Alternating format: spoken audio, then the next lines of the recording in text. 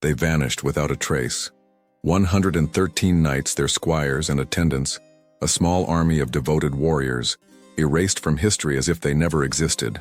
No graves marked their passing. No songs commemorated their deeds.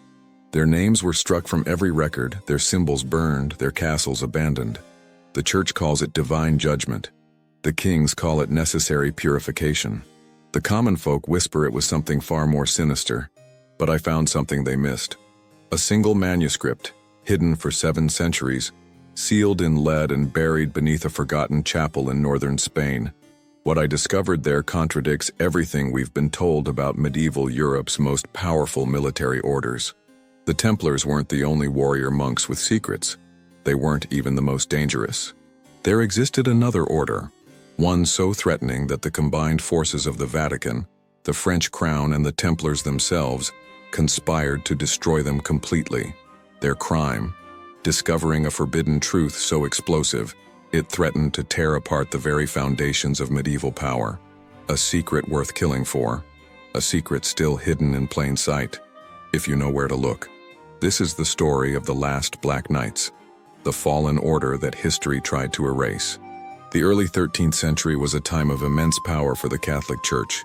Pope Innocent III had established papal supremacy over all of Christendom, the Templars controlled vast financial networks spanning Europe, and the Crusades had transformed from holy missions to sophisticated military campaigns. But beneath this facade of unity simmered ancient rivalries and dangerous ideas. The Albigensian Crusade had just wiped out the Cathars, Christians whose beliefs threatened church doctrine. Books containing forbidden knowledge were seized and burned across Europe, and in the shadows, secret societies guarded mysteries passed down from antiquity.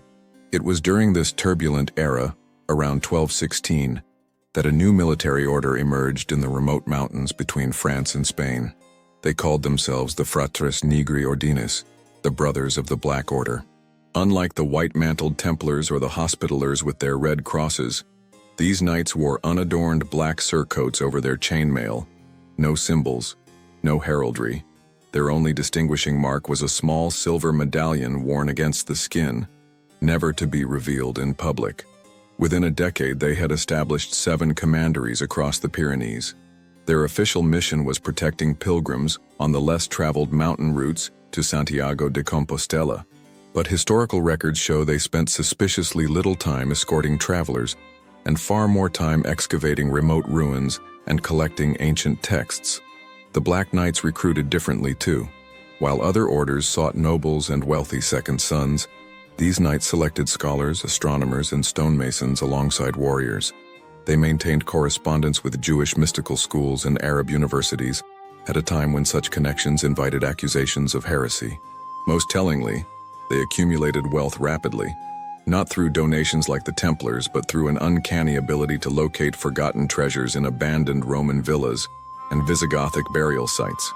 Treasures that, by all rights, should have been impossible to find without prior knowledge. What did they know?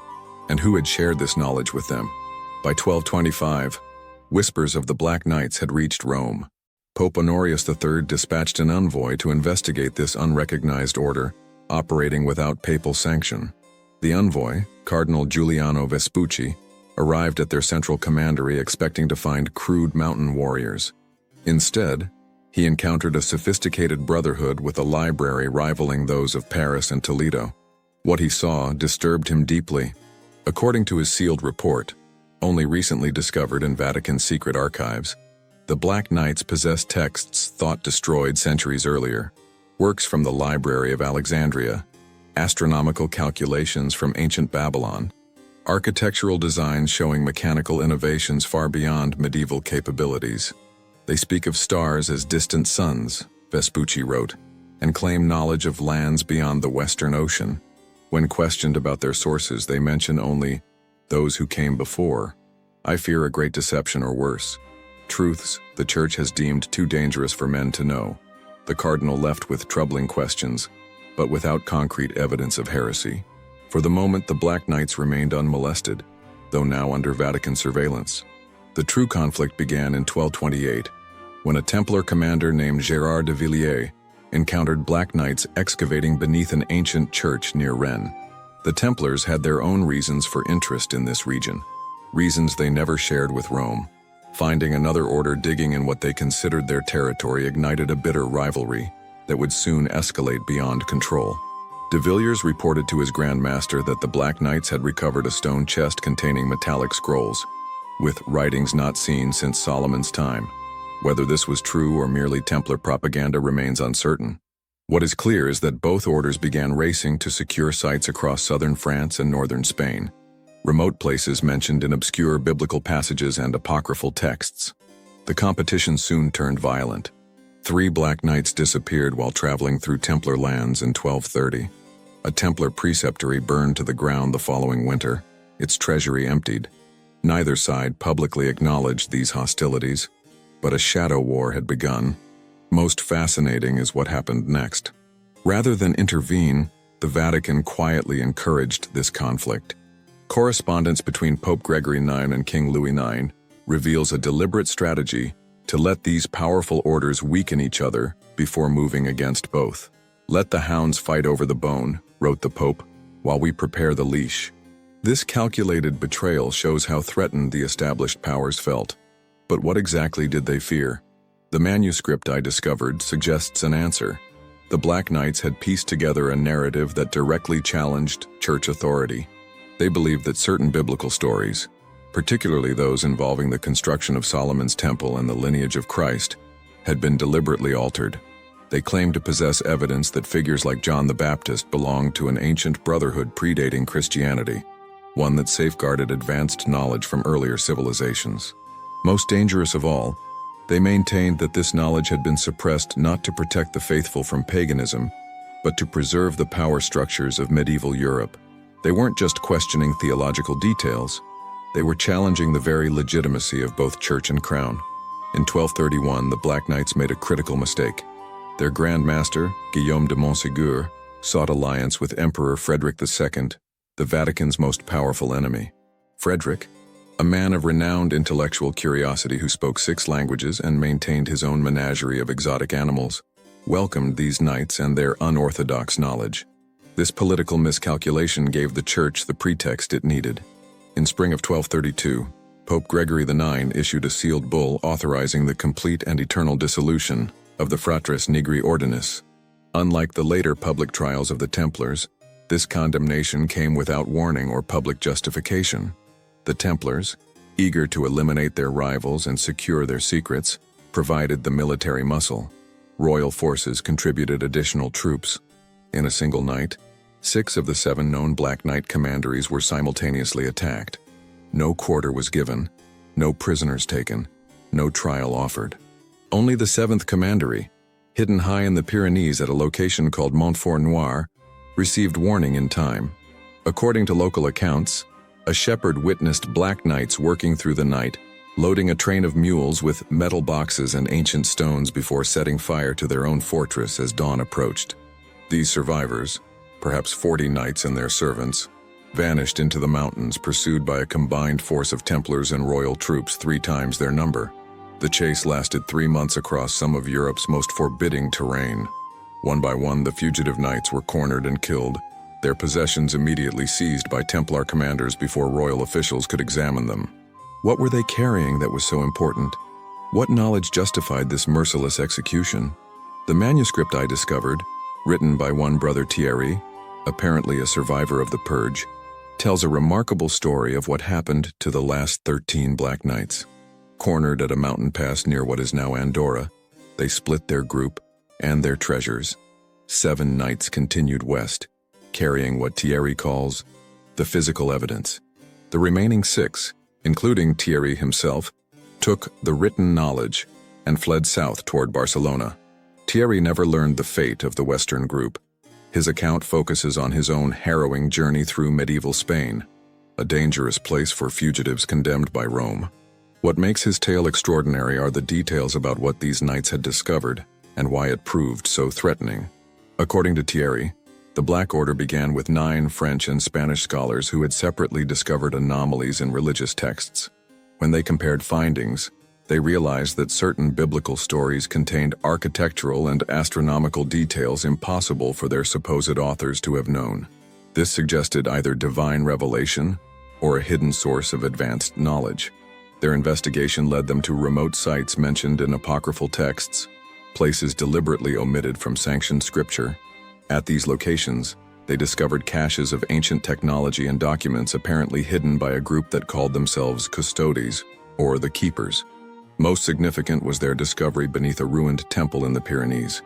There they found what Thierry describes as a chamber of perfect proportion, built with such precision that no blade could pass between its stones. Inside were bronze containers holding scrolls written in multiple ancient languages. These documents contained what the Black Knights came to call the hidden chronicle, an alternative history of human civilization, claiming that advanced societies had risen and fallen long before recorded history, with each collapse nearly erasing all evidence of previous achievements. More provocatively, these texts suggested that certain bloodlines had preserved crucial knowledge through these cycles of collapse. They identified specific families across Europe, the Middle East, and North Africa that allegedly descended from these ancient knowledge keepers. Most dangerous of all, from the Church's perspective, was the claim that early Christianity had incorporated only a carefully selected portion of ancient wisdom, deliberately suppressing technological knowledge that might have undermined ecclesiastical authority. The texts reportedly named certain saints and even popes who had secretly belonged to this tradition of keepers while publicly enforcing ignorance. "We did not seek to destroy faith," Thierry writes, "but to restore the complete legacy that was rightfully mankind's inheritance." Is it heresy to suggest God blessed earlier generations with knowledge we have forgotten?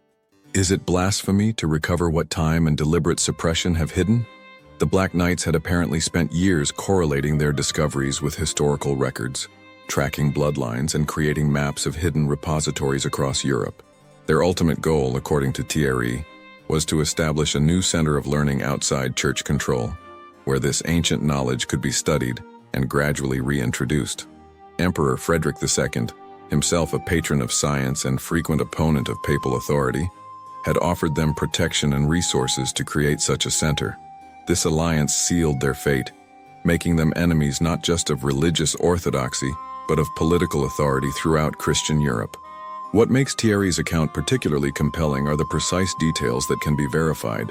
He describes architectural features of remote churches that modern archaeology has only recently confirmed. He references astronomical phenomena that medieval Europeans shouldn't have understood. He mentions metallurgical techniques not rediscovered until centuries later. But perhaps most intriguing is what happened after the manuscript was written. Thierry describes burying their remaining documents beneath the 8-pointed star in the floor of the Merchants' Chapel in Barcelona. In 1910, during renovation of the Santa Maria del Mar Church in Barcelona's El Born district, workers discovered a sealed cavity beneath a floor mosaic depicting an 8-pointed star. The contents, according to church records, were immediately transferred to the Vatican. No public statement about this discovery has ever been made. The manuscript also contains coded references to other hiding places, most notably a cave system in the French Pyrenees, and a temple beneath the temple in southern England. Both locations have yielded archaeological discoveries in modern times, though nothing officially connected to any lost night order. Most compelling is Thierry's detailed description of what he calls the greatest treasure, not gold or jewels, but proof of their most controversial claim. He writes of the lineage charts and the sealed testimonies that allegedly demonstrated how certain noble families of Europe descended directly from these ancient knowledge keepers. These documents supposedly included evidence that would shake the foundations of both church and crown, revealing enthroned men to be descendants of those they denounce as heretics. Was this a reference to alternative biblical bloodlines? Perhaps even the controversial notion of Christ's descendants that would emerge in later medieval heresies? Or something even more radical, evidence that certain European dynasties traced their origins to non-Christian traditions deliberately erased from history? Thierry never explicitly states the full implications, perhaps fearing that even his encrypted manuscript might fall into hostile hands. He instead provides a series of cryptic clues and geometric diagrams that he claims would lead a worthy seeker to the final repository, where the surviving Western group had hidden their most sensitive discoveries. For centuries, these clues remained indecipherable, but recent advances in computer analysis of medieval ciphers have yielded tantalizing results. When Thierry's geometric patterns are overlaid on modern maps, they align with several peculiar historical anomalies. Churches built in unusual orientations, megalithic sites that predate Christianity, and remote monasteries founded by orders with known connections to esoteric traditions. Most significant is the pattern's central focus, a location in southern France where several ley lines intersect. This precise spot, unremarkable on modern maps, was the site of unusual activity during the Second World War, when Nazi archaeological teams spent months excavating before abruptly abandoning the project in 1943. What they found, or failed to find, remains classified in German military archives to this day. Whether these connections represent genuine historical evidence or mere coincidence remains debatable.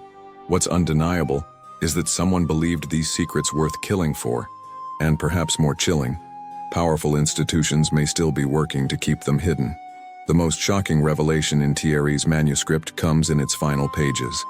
As his small group of survivors faced imminent capture, they made an extraordinary decision, one that would ensure their knowledge survived even if they did not. They separated their most explosive secrets into 7 parts, each encoded differently. These 7 fragments were entrusted to 7 different merchant families in Barcelona, Jewish, Muslim, and Christian traders, who regularly traveled between Europe, North Africa, and the Middle East. Each family received a sealed package with instructions to pass it down through generations, never to be opened unless a specific series of events occurred. What Thierry could not have anticipated was how this decision would reshape European history. These merchant families, bound by their secret responsibility, formed a hidden network of mutual protection. As they prospered through trade and banking, they quietly positioned themselves near centers of power across medieval Europe. Never revealing their connection to the forbidden Black Knights, they nevertheless exerted growing influence over generations. Thierry's final entry, dated 1241, contains a prophecy of sorts. Though our order dies, our purpose will live on in the shadows. The knowledge we recovered will re-emerge piece by piece, century by century, until the complete truth stands revealed. What we learned in fragments, future generations will see whole. The historical record appears to confirm this cryptic prediction. In the centuries following the Black Knight's destruction, Europe experienced a series of transformative intellectual movements, each introducing concepts suspiciously similar to those Thierry described in his manuscript. The sudden flowering of Gothic architecture in the mid-13th century, with its unprecedented mathematical precision and astronomical alignments, emerged just decades after the Black Knight's suppression. The Renaissance rediscovery of classical knowledge, the scientific revolution's astronomical breakthroughs, and the Enlightenment's challenge to religious authority all reflect elements of what Thierry claimed the Black Knights had discovered. Most compelling is the connection to specific historical figures. Leonardo da Vinci's notebooks contain diagrams nearly identical to those in Thierry's manuscript. Diagrams Leonardo claimed came from ancient sources he never identified. Isaac Newton's obsessive interest in biblical chronology and temple architecture parallels the Black Knight's research. Even the founding of the Freemasons, with their focus on architectural symbolism and esoteric knowledge, shows remarkable similarities to the traditions Thierry described. Were these merely coincidences, or evidence of the Black Knight's fragmented knowledge gradually re-entering European consciousness through carefully orchestrated channels? The most explosive evidence emerged only recently. In 2018, renovation work at a medieval church in southern France uncovered a hidden chamber containing a lead-lined box. Inside was a collection of vellum sheets bearing text in a previously unknown script. Carbon dating placed the materials in the early 13th century, precisely when the Black Knights were active. After 3 years of cryptographic analysis, researchers announced a partial decipherment in a little-publicized academic paper. The text appeared to be a manifesto of sorts, outlining a worldview that directly challenged medieval orthodoxy. It described human civilization as far older than biblical chronology allowed, suggested that certain biblical miracles were actually demonstrations of advanced technology, and most controversially, presented an alternative genealogy of European nobility. Most shocking was its claim that certain royal bloodlines descended not from biblical patriarchs as officially claimed, but from an earlier tradition that had preserved scientific knowledge through deliberate intermarriage. This hidden lineage allegedly connected ruling houses across religious and national boundaries, creating a secret network above the visible political structures of medieval Europe. Within months of this publication, the research team's funding was unexpectedly cut. The lead cryptographer accepted a position at a prestigious Vatican-affiliated university with a non-disclosure agreement. The documents themselves were transferred to secure storage at an undisclosed location. No further academic papers have appeared. This modern suppression parallels the original destruction of the Black Knights with uncanny similarity. 8 centuries apart, the same pattern repeats. A discovery challenging official history, followed by institutional intervention and silence. What remains truly remarkable is not just what the Black Knights apparently discovered, but how thoroughly they were erased from history. Unlike the Templars, whose trials and suppression generated thousands of documents and persistent cultural memory, the Black Knights vanished almost completely from the historical record. No medieval chronicle mentions them by name. No monument acknowledges their existence. Had Thierry's manuscript remained buried, we might never have known they existed at all. What are we to make of the Black Knights and their forbidden knowledge? Were they visionary scholars who discovered uncomfortable truths? Keepers of ancient wisdom too dangerous for medieval minds? Or simply heretics whose ideas threatened necessary social order? The historical evidence, fragmentary as it is, suggests a more nuanced reality than any of these interpretations. The Black Knights appear to have been neither perfect heroes nor deluded villains, but scholars who stumbled upon knowledge they were ill-prepared to contextualize. Their fatal mistake was not what they discovered, but how they proceeded. Rather than gradually introducing their findings, they directly challenged the foundations of medieval authority. In an age where religious and political power were inseparably intertwined, this approach all but guaranteed their destruction. Yet their legacy, if Thierry's account is accurate, proved more enduring than their enemies could have imagined. By fragmenting their knowledge and distributing it through merchant networks, they created a mechanism for slow generational change rather than immediate revolution. This pattern of gradual revelation offers an intriguing lens through which to view European intellectual history. The sudden appearance of Gothic architecture with its mathematical precision, the Renaissance rediscovery of classical knowledge, the scientific revolution's astronomical breakthroughs, all might represent the carefully timed re-emergence of suppressed understanding rather than spontaneous discovery. Perhaps most fascinating is how the Black Knights' approach mirrors natural evolutionary processes. When an organism cannot survive in its current environment, it doesn't vanish completely. It adapts, fragments, evolves into new forms, better suited to prevailing conditions. Similarly, the knowledge deemed too dangerous in the 13th century didn't disappear but transformed, emerging in more acceptable forms across subsequent centuries. The modern implications are profound. If powerful institutions have repeatedly suppressed inconvenient discoveries throughout history, what might our accepted narrative still be missing? What fragments of understanding remain buried or deliberately obscured? Consider how consistently this pattern has repeated across time. From the burning of the Library of Alexandria to the suppression of heliocentric astronomy, from colonial powers destroying indigenous knowledge to modern classification of historical documents, authorities have always controlled information to maintain existing power structures. The Black Knights' experience raises uncomfortable questions about our own era. In an age of unprecedented information access, have we truly broken this cycle? Or do modern institutions simply employ more sophisticated methods of narrative control? Some academic researchers have noted troubling parallels between medieval suppression and current practices. University funding increasingly comes from sources with ideological agendas. Research challenging profitable industries often struggles for publication. Government classification systems shield historical documents from public scrutiny for decades or centuries.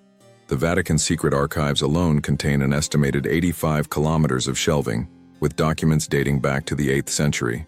Only selected scholars receive limited access to these materials, and their findings undergo careful review before publication. What remains hidden in these collections that might transform our understanding of European history?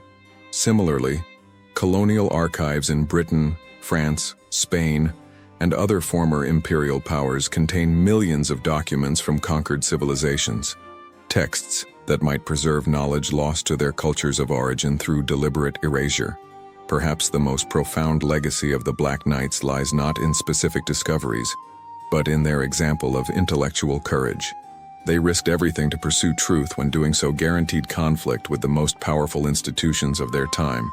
Despite their ultimate destruction, their ideas apparently survived through careful planning and generational patience.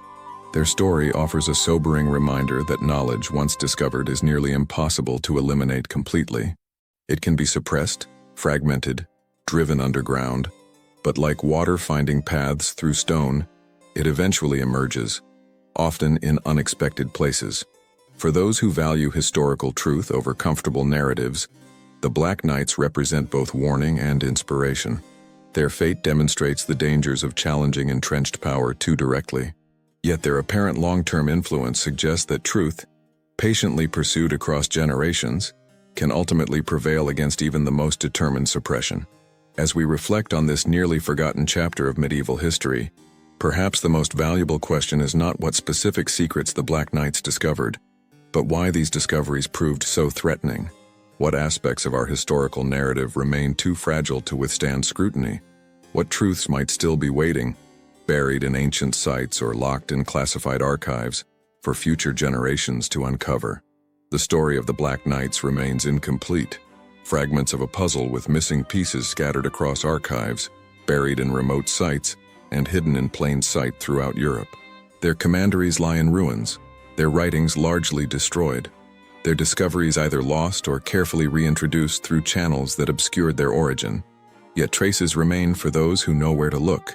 The unusual astronomical alignments of certain Gothic cathedrals, the inexplicable precision of medieval maps showing lands supposedly undiscovered, the persistent legends of secret repositories hidden beneath European landmarks.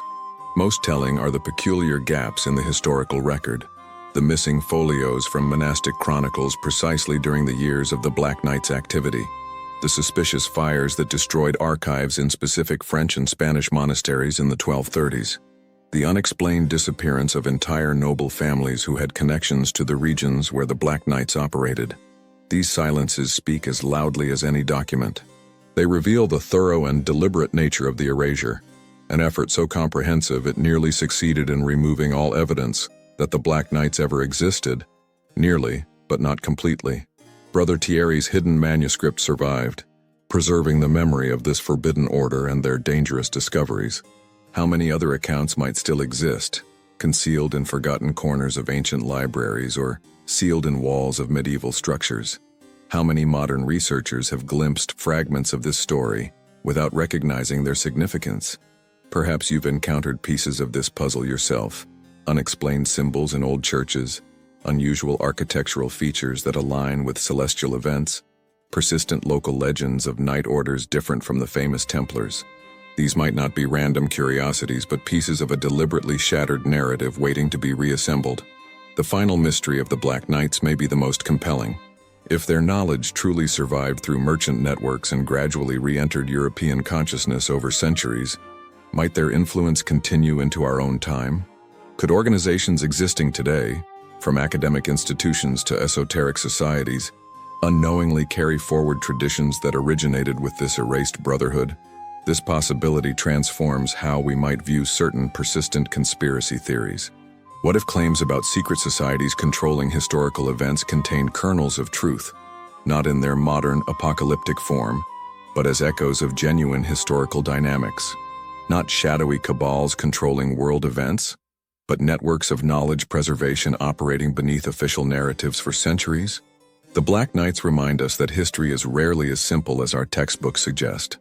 Beneath the familiar narrative of kings, wars, and religious institutions lies a more complex reality, one where forbidden knowledge, suppressed discoveries, and erased groups shaped events in ways we're only beginning to understand. As you leave this video, look at the world around you with fresh eyes. Question the gaps in historical narratives. Consider what might have been removed from our collective understanding and why. Remember that throughout history, those who controlled information controlled how future generations would perceive reality itself. The truth about the last Black Knights may never be fully known, but in seeking it, we engage in the same quest that drove their original research, the pursuit of understanding beyond authorized boundaries, the the search for knowledge that powerful institutions might prefer to remain buried. If you found this exploration compelling, share your own discoveries in the comments. Have you encountered unexplained historical anomalies that might connect to this narrative? Unusual architectural features in medieval buildings? Local legends of forgotten night orders? Each fragment adds to our collective understanding of this nearly erased chapter in European history. Subscribe for more journeys into forbidden history, hidden knowledge, and the shadows between official narratives. The past is never truly gone. It simply waits in darkness for those willing to seek what others have deliberately concealed. The Black Knights may have fallen, but their legacy of questioning accepted truths remains our inheritance. In that spirit of relentless inquiry, we honor their sacrifice and continue their quest for knowledge beyond boundaries.